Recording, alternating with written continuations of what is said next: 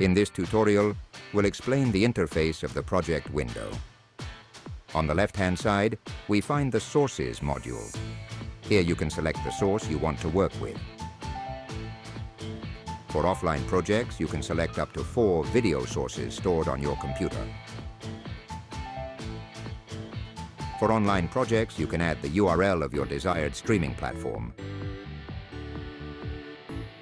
For capture projects, you can select up to 4 camera sources connected to your system.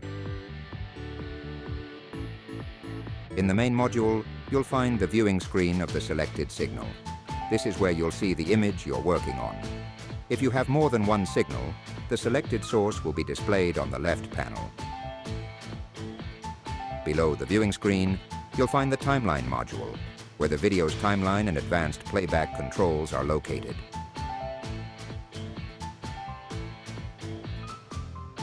In this module, if you double-click on a created tag, the advanced time editing system for the clip will open, allowing you to adjust the clip's cut times.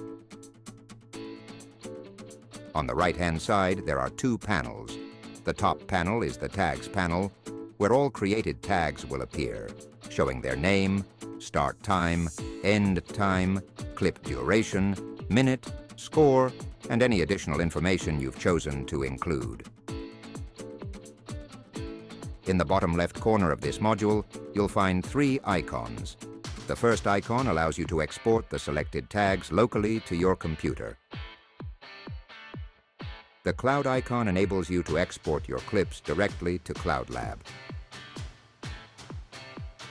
The trash bin icon lets you delete selected tags. Next, we have the Tag Creation module, located in the bottom right corner of the project window.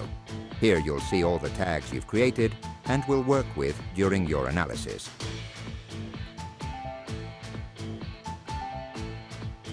In the bottom left corner of this module, you'll find 3 symbols. The plus symbol allows you to manually create a new individual tag by entering all the necessary details. The middle symbol lets you import a tag template created previously. The export symbol allows you to export the created tag template for use in another project or at a later time. Finally, let's look at the symbols located in the top right corner of the project window. The first icon hides the viewing module for your sources. The second icon hides the Sources module from your analysis.